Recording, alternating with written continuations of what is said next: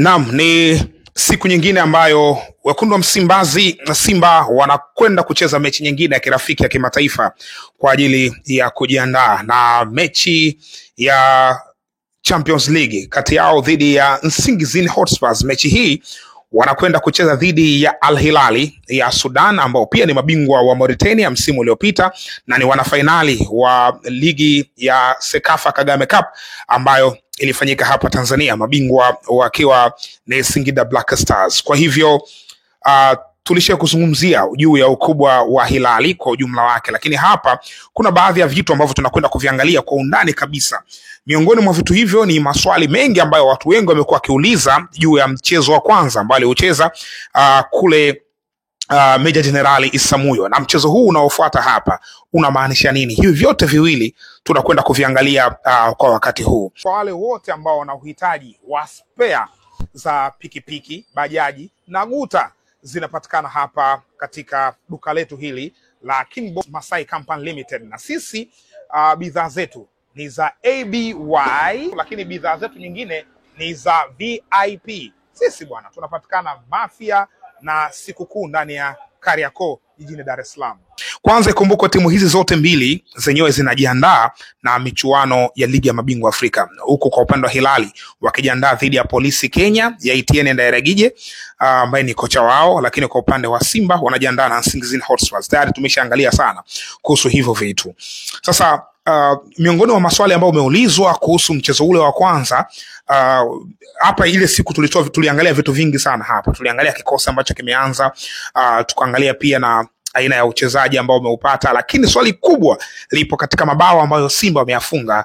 Watu hawajayaona haya mabao kwa sababu Simba hakuna sehemu ambayo wameyaweka, lakini Hilali wameposti highlights za matukio yao muhimu ikiwemo goli, lakini hakuna mabao yote mawili ya Simba. Kwa hiyo hapa na kwenda kukusimulia kile kitu ambacho kimetokea kwa sababu nimeyaona mabao, lakini nimeona wapi mechi ilirekodiwa, so kuna sosi ambazo zimefanya nione haya mabao. Sasa tukienda mbele zaidi, eneo la kwanza ni la kikosi. Kikosi ile siku tulikuwa tumekitaja hapa, kikosi hiki kilikuwa kina mapungufu kidogo, mpaka baadhi ya watu wakaja kukosoa kwamba umemtaja Yakubu Suleiman hakuwepo nini. Of course yes, Yakubu Suleiman hakuwepo, lakini kikosi ambacho nilikitaja ni kile ambacho nilikiona kwenye picha tu ile ambayo imeonekana pale, lakini pia nilighafirika kuhusu Yakubu Suleiman. Anyways, kikosi ambacho kilianza katika mechi ile, langoni alianza Hussein Abel. Yes, alianza langoni, ingawa baadaye alikuja kubadilishwa akaingia kipa wa timu ya vijana, lakini Hussein Abel ndo alianza kwenye ile mechi. Fullback wa kulia Shomari Kapombe, fullback wa kushoto alikuwa ni Anthony Mrigo. Niliona kwenye comment section watu wakiandika Anthony Mrigo yuko timu ya taifa, umekosea, huyo ni Masinde. Hapana, Anthony Mrigo hajaitwa timu ya taifa ile ambayo imeenda Zanzibar. Aliyecheza kushoto alikuwa ni Anthony Mrigo, ndiye ambaye alianza kwenye ile mechi. Kulia Shomari Kapombe. Mabeki wawili wakati ni Shamu Karabwe pamoja na Rushen Derek. Yes, kwenye viungo watatu wakati alicheza Neo Maema, alicheza Alassane Kante katikati, na pembeni ni Awesu Ali Awesu. Na kama haitoshi, katika ile front line ya kushambulia pembeni alicheza Elim Panzu, katikati ile tulisema Jonathan Soa alikuwa ni Joshua Mutale Budo, na pembeni kwa maana upande wa kushoto alicheza Jean Charles Ahwa. Iko ndio kikosi ambacho kimekamilika.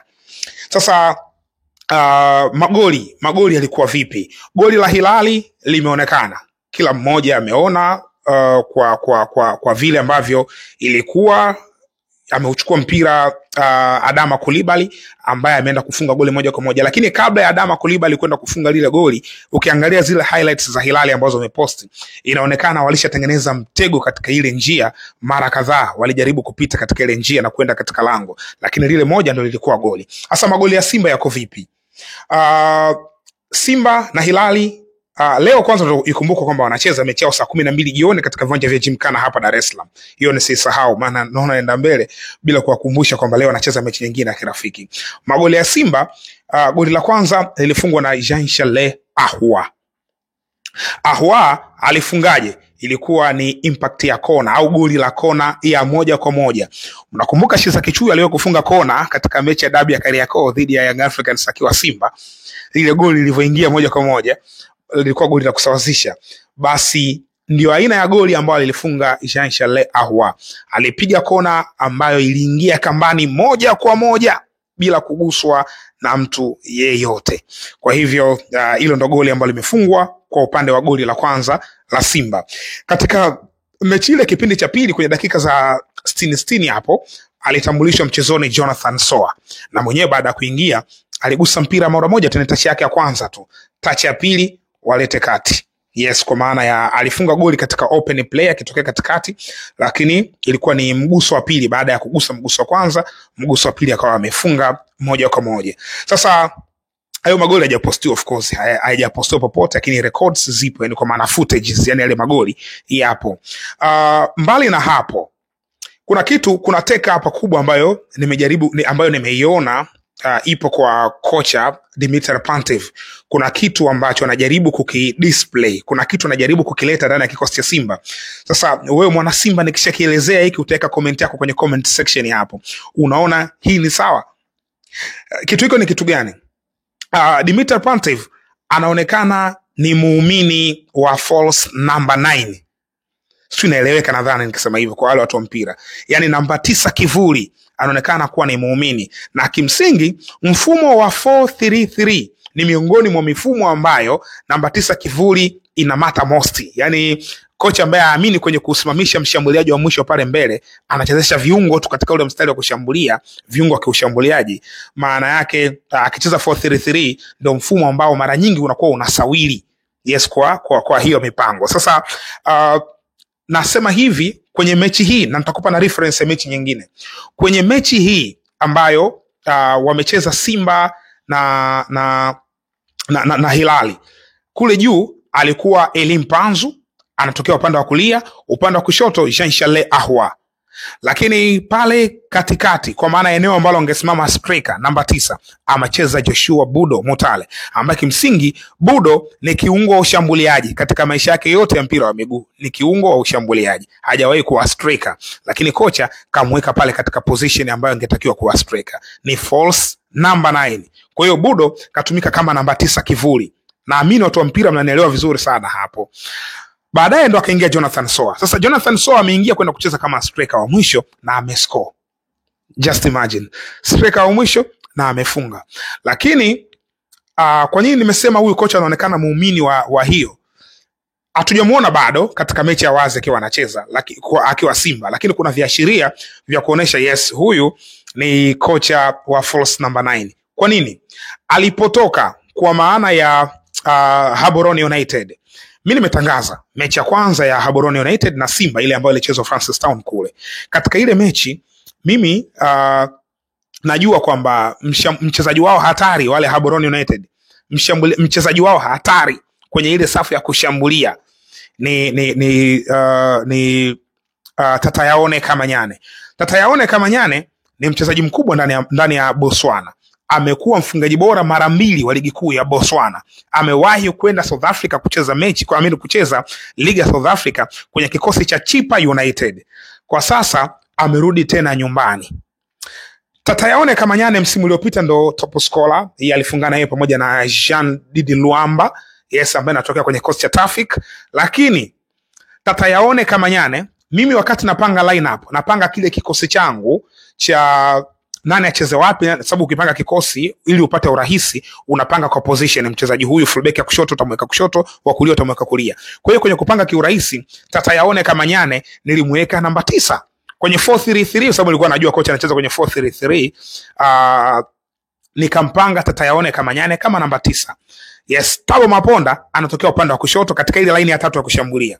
Alafu kuna mtu anaitwa Ompile Ramoagi, nikamweka anatokea upande wa kulia.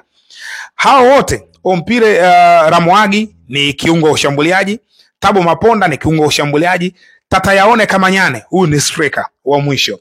Lakini mechi ilipoanza nikamuona Tatayaone Kamanyane anacheza upande wa kulia, kushoto Tabo Maponda, yes, na upande wa katikati Ompile Ramoagi ambaye ni dogo tu, ametolewa kwenye timu ya vijana, ndio alikuwa anaonekana anacheza kama mshambuliaji wa mwisho. Tatayaone Kamanyane ambaye ndio mshambuliaji wa mwisho anacheza kitokea pembeni.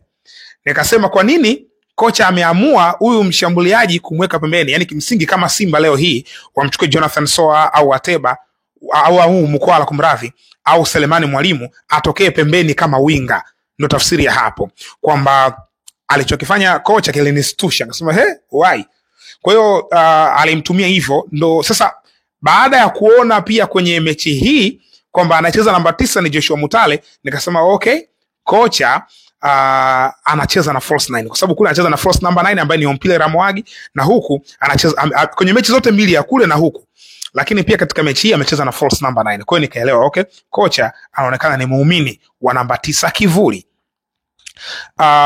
Mbali na hapo, ukiangalia Simba ina washambuliaji wa mwisho watatu. Kuna Jonathan Soa, kuna Selemani Mwalimu, kuna Steven Mukwala Dese. Hawa wote ni washambuliaji wa kati.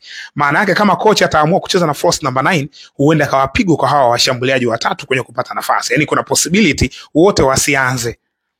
Yani hiyo possibility ipo. Of course ni ngumu sababu tatayaone kama Nyane ndani ya kikosi cha Gaborone United ni mchezaji mkubwa na anafunga sana mabao. Kwa hiyo kumweka benchi ilikuwa ni biashara ngumu. Kwa hiyo ilikuwa lazima acheze. Sasa anacheza wapi? Anamtoa kwenye position ambayo atokee pembeni. Sitaki namba 9 kwenye timu yangu, nataka atokee pembeni, akamweka pembeni. Kwa hiyo kuna uwezekano ndani ya Simba akaopti hivyo au akabadilika, lakini kwa kile ambacho tumekiona katika mechi dhidi ya Hilali kinaonesha kwamba anacheza na false number 9 ndani ya Gaborone United. Ukiachana na Tatayaone kama Nyane, mshambuliaji wao mwingine wa kutegemewa ni Thomas Chideu. Thomas Chideu ni raia wa Zimbabwe ambaye amecheza sana kandanda hapa Zambia. Amecheza na Joshua Mutale kwenye kikosi cha Power Dynamos. Andy Boyeli, Thomas Chideu ndo sabu yake, lakini pia Joshua Mutale akicheza nyuma yao. Kwenye kile kikosi Chideu alikuwa anatokea bench, anaingia, na akiingia anakwenda kucheza katika position ya namba 9. Yani Chideu akiingia anakwenda kusimama kama mshambuliaji wa mwisho. Tafsiri yake nini? Ndo kama huko alivyomfanyia Soa katika mechi iliyoisha hii ya kirafiki ya kwanza, kwamba Soa akatokea bench ndo ameingia kwenda kucheza position ya namba 8 ya namba 9 kumradhi, position ya namba 9.